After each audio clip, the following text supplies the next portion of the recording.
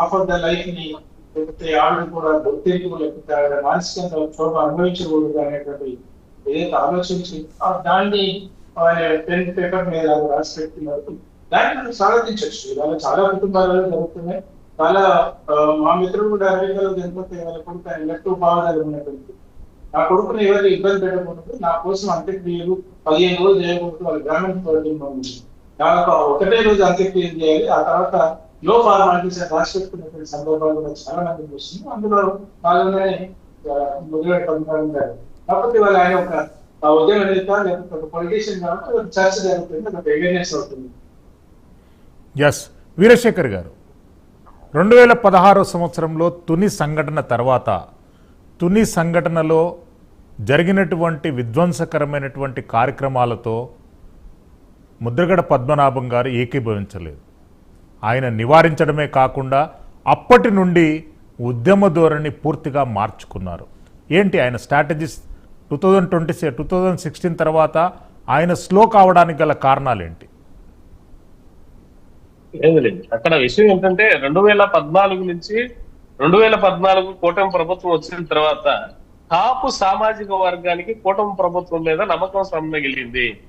ఆ నమ్మకం సన్నగిలిన పరిస్థితి అక్కడ ఉన్న అప్పుడు ఏదైతే పార్టీ ఓటమి పాలైన ప్రభుత్వం, ఓటమి పాలైన ప్రతిపక్షం ఎట్లా అయినా అధికారంలోకి రావాలనే ఉద్దేశంతో కాపు సామాజిక వర్గ నేత అయిన ముద్రగడ పద్మనాభం గారిని ముందుంచి ఈ ఉద్యమం కొనసాగించినట్లుగా తర్వాత కాలంలో అది మనకు తెలుస్తా ఉంది. ఆయన మాట్లాడిన మాటలు, ఈయన తీసుకున్న స్టాండ్ ద్వారా మనకు తెలుస్తా ఉంది. వాస్తవానికి కాపు సామాజిక వర్గం 2016 రాష్ట్రం మొత్తం కూడా ముద్రగడ పద్మనాభం వెనక ఉన్నారు. కానీ అక్కడ జరిగిన తుని మీటింగ్ లో జరిగిన అన్ని విషయాలు కాపు సామాజిక వర్గానికి వ్యతిరేకంగా, అక్కడ జరిగే వాళ్ళకి రిజర్వేషన్లకు వ్యతిరేకంగా, వాళ్ళకు పూర్తిగా వాళ్ళు చేయని కార్యక్రమాలన్నీ కూడా ఎవరి చేత చేయించి ఏదో ఒక రాజకీయ పార్టీ అందుకే అంటారు శ్రీశ్రీ గారు, ఏ నినాదం వెనక ఎవరి ప్రయోజనాలు దాగున్నాయో తెలుసుకునేంతగానో ఆ ప్రజలు, అక్కడ ప్రజలు మోసపోతూనే ఉంటారు. అక్కడ ప్రజలు ఏమంటే ఇక్కడ కాపు సామాజిక వర్గం ముద్రగడ పద్మనాభం గారి యొక్క నినాదం వెనక ఎవరి ప్రయోజనాలు దాగున్నాయో తెలుసుకోలేక మోసపోయిన పరిస్థితి 2016 అని చెప్పి మనం చెప్పుకోవచ్చు. ఖచ్చితంగా 100% నేను కూడా ఆ మీటింగ్కి వెళ్ళిన పరిస్థితి, అక్కడ జరిగిన విషయాలన్నీ నాకు పూర్తిగా తెలుసు. అక్కడ ఏం జరిగింది ఏంటి అనేది నేను పూర్తిగా చూసిన పరిస్థితి. నాతో పాటు ధర్మ ఉన్నాడు, మిగిలిన చాలా మంది మేమందరం ముద్రగడ పద్మనాభం గారి మాటలు విని అక్కడికి వెళ్ళిన పరిస్థితి. అక్కడ జరిగిన విషయం వేరు.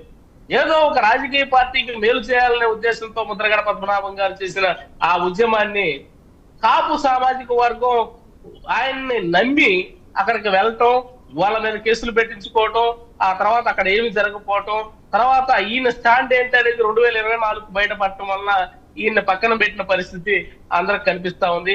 ఏది ఏమైనా కాపులను నమ్మబలికినా ఏం చేసినా ఈయన్ని ఏమి చేయకుండా కాపు సామాజిక వర్గం ముద్రగడ పద్మనాభం గారిని ఆ కాపు సామాజిక వర్గ నేతగానే గుర్తించి ఆయన విశ్వాసం ఇవ్వటం అనేది ఆయన్ని అట్లా కొనసాగించడం అనేది ఆయన విశ్వాసం ఇచ్చారు కాబట్టి ఆయన్ని ఏమీ అనకుండా ఆయనకి నివాళులు అర్పించడం మాత్రమే మిగిలింది. కానీ కాపులకి ముద్రగడ పద్మనాభం చేసింది ఏమీ లేదనేది.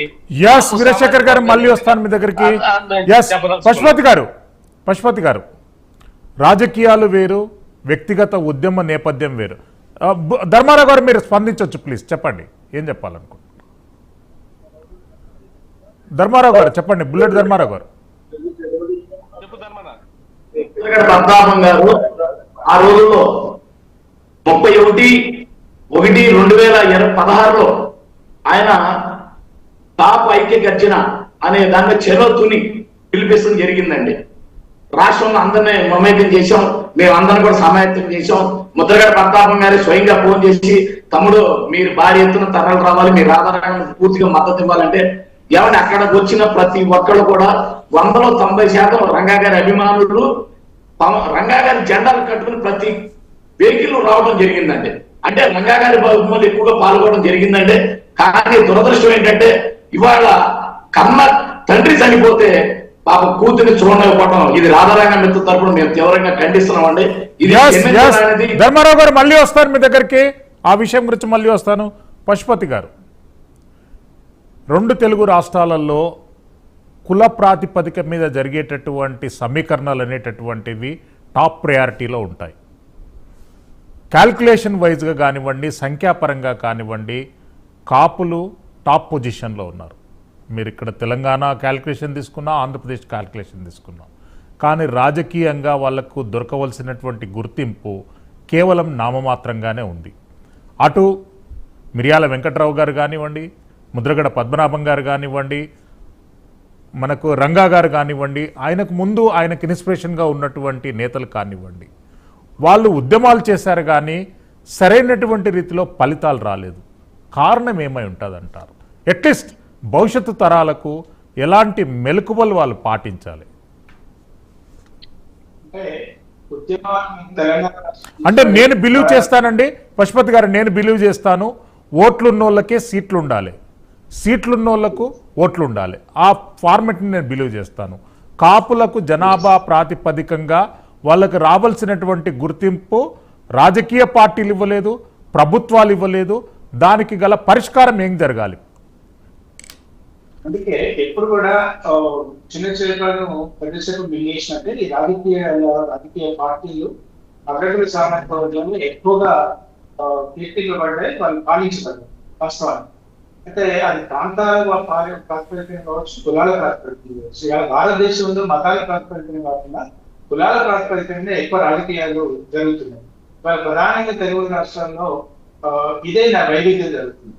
కులాల ప్రాతిపదికన రాజకీయాలు చేసినా కూడా మనం ఎక్కడున్నా కూడా వడ్డించేవాడు మనవాడైతే ఎక్కడున్నా మనకు కావాల్సిన ముఖ్య మనకు వస్తున్న సామర్థ్యం ఏదైతే ఉంటుందో తెలంగాణలో అదే జరుగుతుంది. ఇవాళ ఓట్లు ఉన్నా కూడా ఇవాళ దళితులు ఉన్నారనుకోండి, లేకపోతే బీసీలు ఉన్నారనుకోండి, అలా బీసీలో 50% అని చెప్పుకుంటున్నారు. కానీ తెలంగాణ రాష్ట్రంలో 7%, 5% ఉన్నటువంటి రెడ్డి వర్గాలు శాసనసభలో 113 మందికి 119 మందికి 47 మంది వాళ్ళే.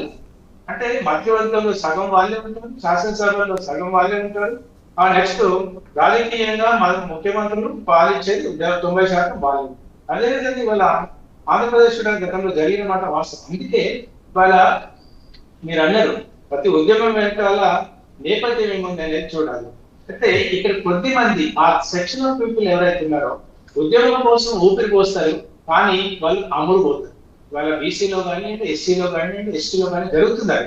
ఎస్సీ ఎస్టీలో కూడా ఎందుకు జరగట్లేదు, ఆ ఉద్యమాలు కూడా ఎందుకు జరగకపోవట్లేదు అంటే కాన్స్టిట్యూషనల్ అమెండ్మెంట్ ప్రకారం అది రిజర్వేషన్స్, పొలిటికల్ రిజర్వేషన్స్ ఇంప్లిమెంట్ అయిపోయినాయి. కాబట్టి ఎవడు వద్దన్నా కాదన్నా గెలిపించే విషయంలో వాళ్ళ రిజర్వేషన్ లో ఎస్సీ ఎస్టీ రిజర్వేషన్ లో మీరు నేను పోయి కంటెస్ట్ చేయలేదు. అది ఎవరు చేసినా, ఏ పార్టీ చేసినా ఎస్సీ వ్యక్తితో ఎస్టీ వ్యక్తితో చేయాలి.